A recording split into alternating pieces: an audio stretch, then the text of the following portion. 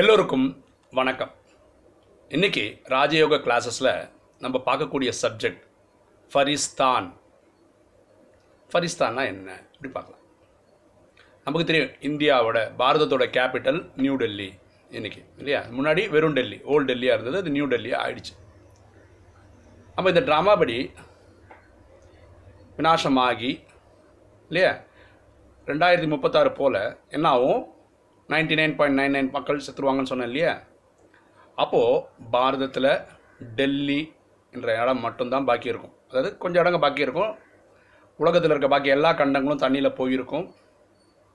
அங்கே நம்ம சொன்ன ஒரு 10-20 லட்சம் மக்கள் மட்டும்தான் உயிரோடு இருப்பாங்க. அதுலேருந்து சொர்க்க ஸ்தாபனை ஆகுது. ஓகேவா? அப்போது இந்த சொர்க்க ஸ்தாபனை பண்ணுறாரு இல்லையா, லக்ஷ்மி நாராயணன் முதல் ராஜாவாக வராரு. அவங்கள பட்டாபிஷேகமான நாள் தான் சத்தியுகத்தோட முதல் நாள். அன்றைக்கி இதே டெல்லி தான் சத்தியுகத்தில் கேபிட்டலாக இருக்கும். ஆனால் அதோட பேர் ஃபரிஸ்தான்னு இருக்கும். ஓகேங்களா? டெல்லின்னு இருக்காது. அப்போ சத்தியுகத்துலேயும் திரேதாயுகத்துலேயும் அதோட பேர் வந்து டெல்லி கேபிட்டலாகவே இருந்தால் கூட பாரதத்துக்கு அது ஃபரிஸ்தான்ற பேரில் கூப்பிடப்படும். அப்புறம் துவாபரகத்தில் பக்தியால் ஆரம்பித்ததுக்கப்புறம் எப்படியோ அது பேர் டெல்லின்னு மாறிடுது. அது எப்படி மாறிச்சுன்னு தெரியாது, மாறிடுச்சு. அப்போ ஓல்டு டெல்லினே இருந்தது, இப்போ வந்து நியூ டெல்லின்னு ஆகும். அதனால தான் பாரதத்தில் பார்த்தீங்கன்னா, ஒரிஜினலாக பார்த்தீங்கன்னா இந்தியாவுக்கு கேபிட்டலாக இருக்கணும்னு பார்த்தீங்கன்னா மும்பை தான் இருக்கணும். ஏன்னா தான் ஃபைனான்ஷியல் கேபிட்டல் ஆஃப் இந்தியா. அது இல்லாமல் இந்தியாவுக்கு சென்ட்ரலில் இருக்குது. ஆனால் டெல்லி எங்கே இருக்குது? மேலே இல்லை, ஒரு ஹார்ட் மாதிரி இருக்குது. இந்தியாவோட மேப் ஒரு ஹார்ட்டுன்னு வச்சிங்கன்னா அங்கே டெல்லின்னு இருக்குது. டெல்லிக்கு இப்படி ஒரு சரித்திரம் இருக்குது. இப்போ ஃபரிஸ்தான்னா என்ன? ஃபரிஸ்தாக்கள் வாழக்கூடிய இடம் ஃபரிஸ்தான். இப்போ ஃபரிஸ்தானா என்ன? ஃபரிஸ்தானா ஏஞ்சல்ஸ். நம்ம சொல்லல, இங்கே பாஸ் ஆகி போகிறவங்க 33 கோடி பேர் என்ன ஏஞ்சல்ஸ்ன்னு சொல்கிறோம். கரெக்டாக? இப்போது நம்ம படங்களில் பார்க்குறோம், பிக்சரில் காட்டும்போது என்ன காட்டுறாங்க, வெள்ளையுமா ட்ரெஸ் போட்டிருப்பாங்க, கையில் பறக்கிற மாதிரி ஒரு ரெக்கை வச்சுருப்பாங்க, ஏஞ்சல்ஸ்ன்னு சொல்கிறாங்க இல்லையா. ஆக்சுவலாக யாருக்குமே அந்த ரெக்கைகள் இருக்காது. அதில் அர்த்தம் என்னென்னா, இப்போ பாருங்களேன், நான் வந்து இங்கேருந்து அமெரிக்காவுக்கு போகணுன்னு வச்சுக்கோங்களேன், ஒரே வழி ஃப்ளைட் எடுக்கணும். அந்த ஃப்ளைட்டு போக வேண்டிய டைம் ஆகும் இல்லையா, 36 மணி நேரம், இல்லை என்ன டைம் எடுக்குதோ அந்த டைம் ஆகும். ஆனால் ஃபரிஸ்தாவாக இருந்தோன்னு வச்சுக்கோங்களேன், அப்போ ஒரு செகண்டில் நான் சொல்கிறது சூட்சம் உடலோட ஆத்மா இருக்கிறத தான் நம்ம ஃபரிஸ்தான்னு சொல்கிறோம். அந்த ஆத்மா அடுத்த செகண்ட் அமெரிக்காவில் இருக்க முடியும், செகண்ட் பை செகண்ட் பறந்து போக முடியும். அந்த பறந்து போகிறதுன்னு காட்டுறதுக்கு தான் என்ன பண்ணுறாங்க, ரெக்கை காட்டுறாங்க. இப்போ இந்த ஃபரிஸ்தான்ற வார்த்தைக்கு அர்த்தம் பார்ப்போமே. ஃபரிஸ்தாவில் என்ன வார்த்தை இருக்குது? ஃபா ரிஸ்தா. ரிஸ்தான்ற வார்த்தைக்கு ஹிந்தியில் என்ன அர்த்தம்னா ரிலேஷன்ஷிப், உறவு அப்படின்னு அர்த்தம். அப்போ இந்த நேரம் நம்மளுடைய உறவு ஒரே ஒருத்தர்கிட்ட தான் இருக்கணும். அது நம்மளுடைய தந்தை, ஆத்மாக்களின் தந்தை சிவன்கிட்ட இருக்கணுன்றது. இப்போ நம்ம வாழ்க்கையில் நமக்கு எப்படியெல்லாம் உறவு இருக்குது? அப்பா, அம்மா, மனைவி, குழந்தைகள், நண்பர்கள், சகோதரர்கள், இல்லை அப்படி நிறைய ரிலேஷன்ஷிப் நமக்கு இருக்குது. அதனால தான் இவங்களே வாழ்க்கையை நினச்சி வாழ்ந்துன்னு இருக்கும். ஆனால் இனிமே எல்லா வகையான இதுவும் கனெக்ஷனும் அப்பா கிட்டே இருக்கணும். அப்படின்னா என்ன? அவர் நமக்கு அப்பாவாக இருக்கார், டீச்சராக இருக்கார், சத்குருவாக இருக்கார், ஃப்ரெண்டாக இருக்கார், பிஸ்னஸ் பார்ட்னராக இருக்கார். அப்படின்னு நீங்கள் எல்லா வழியிலையும் அவரோட ரிலேஷன்ஷிப் வச்சுக்கணும். அப்போ என்னாச்சு, ஒரு ஃப்ரெண்டுக்காக இனி ஒரு ஃப்ரெண்டுக்கிட்ட போகணும், பரமாத்மாவை ஃப்ரெண்டாக வச்சுக்கலாம். ஒரு பிஸ்னஸ் பார்ட்னர் சொல்லி பிஸ்னஸ்க்கு பார்ட்னர் நீங்கள் வச்சுக்கணும், அது பரமாத்மாவே வச்சுக்கலாம். அப்போ என்ன நீங்கள் நினைவிலே இருக்கலாம். அப்புறம் பெண்கள் பேரில் நீங்கள் பரமாத்மாவோட ரிலேஷன்ஷிப் வச்சுக்கக்கூடாது. அப்படின்னா என்ன? அவரை மனைவி என்ற ஸ்தானத்தில் பார்க்கக்கூடாது. தங்கை, அதாவது நம்மளை விட கம்மியான ஸ்தானத்தில் பார்க்கக்கூடாது. என்னோட தம்பின்னு பார்க்கக்கூடாது பரமாத்மாவை. ஒரு பெண்ணாக இருந்தால் என்னோட தங்கைன்னு பரமாத்மாவை பார்க்கக்கூடாது, மனைவின்னு பார்க்கக்கூடாது. அப்போ என்ன பார்க்கலாம்? பெண்களாக இருந்தால் இல்லை ஆண்களாக இருந்தால் கூட அம்மாவாக பார்க்கலாம் பரமாத்மாவை, இல்லை குழந்தையாக பார்க்கலாம். ஓகேவா? இப்போது பெண்கள் கணவனாக கூட பரமாத்மாவை பார்க்கலாம். ஓகே, இந்த கேள்வியில் ஒரு டிஸ்பியூட் வரும், கணவனாக எப்படி பரமாத்மாவை பார்க்கலாம்?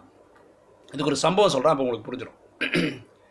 இந்த ஃப்ரான்ஸ் இருக்கு இல்லையா, ஃப்ரான்ஸில் இஸ்கான் அப்படின்னு இஸ்கான் அமைப்பு உலகம் ஃபுல்லாக இருக்குது. ஸ்ரீ கிருஷ்ணா கான்ஷியஸ்னஸ் அந்த இயக்கம் பற்றி உங்களுக்கு தெரியும். உலகம் ஃபுல்லாக இருக்காங்க, அந்த மாதிரி ஃப்ரான்ஸ்லேயும் இருக்காங்க. அப்போது அந்த ஊரில் ஒரு கிறிஸ்துவ பாதிரியை, ஒரு லேடி நன்னு, அவங்க என்ன பண்ணியிருக்காங்க, ஒரு கோர்ட்டில் கேஸ் போடுறாங்க. இந்த இஸ்கான் அமைப்பு ஃப்ரான்ஸில் இருக்கக்கூடாது, அதுக்கு வந்து நீங்கள் சட்டம் போடணும் அப்படின்னு சொல்லி கேஸ் போடுறாங்க. அது கோர்ட்டுக்கு வருது. அப்போ கோர்ட்டில் ஜட்ஜு கேட்குறாரு, இந்த அம்மா கேஸ் போட்டிருக்காங்க, உங்களுக்கு ஏதாவது விளக்கம் சொல்ல வேண்டி இருக்கான்னு கேட்குறாரு. அப்போது அவர் கேட்குறாரு, எங்களது இயக்கத்தை தடை செய்கிறதுக்கு முக்கியமான காரணம்னு அவங்க சொல்கிற காரணம் தெரிஞ்சால் நல்லா இருக்கும்னு கேட்குறாரு. அப்போ அந்த அம்மா சொல்கிறாங்க, எங்களுக்கு ஹிந்துவிசம் மேலே பெரிய நம்பிக்கைலாம் இல்லை, இருந்தாலும் அதில் கிருஷ்ணனை பற்றி என்ன சொல்கிறாங்கன்னா, ஒரு 16,108 பொண்டாட்டி இருந்ததா 16,008 பொண்டாட்டி இருந்ததா சொல்கிறாங்க. அப்போ ஒரு ஒழுக்கமே இல்லாமல் வாழ்ந்த ஒருத்தரை பற்றி தான் பேசுகிறாங்க. அப்போ நம்ம சமுதாயத்தை ஒழுக்கத்தை இவங்க காலி பண்ணிவிடுவாங்க, அதனால இந்த தர்மம் இருக்கக்கூடாதுன்றது என்னோட ஸ்டாண்டுன்னு அந்த அம்மா சொல்கிறாங்க. அப்போ இந்த ஜட்ஜு இவர்கிட்ட கேட்குறாரு, ஏன் இந்த காரணங்களுக்காக உங்களுடைய இயக்கத்தை தடை செய்யக்கூடாது, நீங்கள் ஒரு காரணம் சொல்ல முடியுமான்னு கேட்குறாரு. அப்போ அவர் சொல்கிறாரு, இந்த அம்மா கன்னியாஸ்திரியாக இருக்காங்க, கரெக்டாக? அப்போ கன்னியாஸ்திரியாக ஆகும்போது ஒரு சபதம் எடுக்கணும், நான் இப்படி இருப்பேன் அப்படி இருப்பேன்னு. அந்த சபதம் எடுத்த போது அவங்க சொன்ன அந்த சபதம் சபையில் சொல்ல முடியுமான்னு கேட்டிருக்காரு. அப்போ அந்த அம்மா சொல்கிறாங்க, அந்த கன்னியாஸ்திரி சொல்கிறாங்க, இல்லை அது நான் பப்ளிக்காக சொல்ல முடியாது, இது வந்து கடவுளுக்கு எனக்கு உள்ள அண்டர்ஸ்டாண்டிங், அது அவருக்கு தான் சொல்ல முடியும், நான் ஊர்லெலாம் சொல்ல முடியாதுன்னு சொல்லிட்டார். அப்போது இவர் சொன்னார், நான் வந்து சபையில் அது சொல்லலாமா, என்ன சொல்லியிருக்காங்க நான் சொல்லலாமான்னு. சரி, ஏன்னா இது இஷ்யூ ஆகிடுச்சு இல்லையா, அப்போ நீங்கள் சொல்லுங்கள் அப்படின்னு.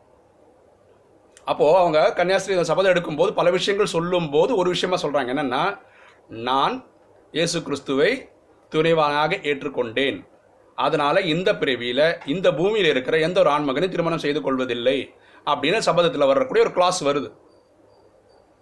அப்போ இவர் சொல்கிறார், நீங்கள் சொன்னபடியே வச்சுப்போம், கிருஷ்ணனுக்கு வந்து 16,008 பொண்டாட்டி இருந்தாங்கன்னு வச்சுப்போம். அப்போ இன்றைக்கி பாதிரிகள் எத்தனை பேர் இருக்காங்க, நன்ஸு உலகம் ஃபுல்லாக லட்சக்கணக்கில் இருப்பாங்கல்ல, இந்த லட்சக்கணக்கு பேரும் இதுதான் பண்ணியிருக்காங்க, என்ன சபதம் எடுத்திருக்காங்க, இவரை தான் நான் கடவுளாக துணைவனாக ஏற்றுக்கிறேன்னு சொல்லி.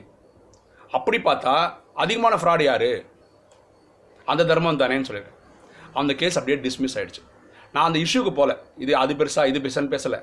எல்லா தர்மத்திலையும் கடவுளை துணைவனாக ஏற்றுக்கொண்டது இருக்கிறது, அது சொல்கிறதுக்காக தான் சொல்கிறேன். பிரம்மகுமாரிஸ்லாம் அப்படி தான். பிரம்மகுமாரிஸ் சிஸ்டராக இருக்காங்க பார்த்தீங்களா, அவங்க வந்து வாழ்க்கையே பரமாத்மாவுக்காக அர்ப்பணித்தவங்க. இப்போ அவங்களுக்கும் எல்லா சிஸ்டம்லையும் இருக்க மாதிரி ஒரு 2-3 வருஷம் ட்ரைனிங் இருக்கும். அதுக்கப்புறம் அவங்களுக்கு இந்த மாதிரி ஒரு நிகழ்ச்சி நடத்தி வைப்பாங்க, பரமாத்மாவோட திருமணம் ஆகிற மாதிரி ஒரு இது பண்ணிப்போம். அவங்க சொந்தக்காரங்க வந்து ஒரு கல்யாணம் நடத்தி வைக்கிறதுக்கு என்ன ஏற்பாடுகள்லாம் அதெல்லாம் பண்ணுவாங்க. இது ஒரு விசேஷமானது. இப்போது பெண்கள், நான் சொல்கிறது இயக்கத்தில் இல்லாத சாதாரண பெண்கள் இந்த பிறவியை வாழணும்னு முடிவு பண்ணிட்டீங்க அப்படின்னா, பரமாத்மா கிட்ட மட்டுமே வாழணும்னு நினச்சிங்கன்னா அவரை மனசார நீங்கள் கணவனாக ஏற்றுக்கிட்டு வாழலாம். இது தப்பு ஒன்றும் கிடையாது, இது புரிஞ்சுக்கிறது தான் கான்செப்ட், இது தான். அதே மாதிரி தாய்மார்கள், அவங்களுக்கு குழந்தையே இல்லைன்னு வச்சுப்போம், அந்த குழந்தைக்காக அவங்க ரொம்ப ஏங்குறாங்க, கஷ்டப்படுறாங்க, அதுக்கு நிறைய டெஸ்ட் எடுக்கிறாங்க, நிறைய பண்ணி பார்க்குறாங்க, ஆனால் குழந்தை பிறக்கலை. பரமாத்மா சொல்கிறாரு, என்னை நீங்கள் குழந்தையாக தத்தெடுத்தீங்கன்னா இந்த நேரத்துக்கு அடுத்த 21 பிறவிக்கு நான் உங்களுக்கு நிறைய ரிசல்ட்ஸ் கொடுக்குறேன், நிறைய பாக்கியம் கொடுக்குறேன்னு சொல்கிறாரு. அப்படின்னா என்ன அர்த்தம்? குழந்தையே இல்லை, தத்தெடுக்கிறதுனா என்ன அர்த்தம்?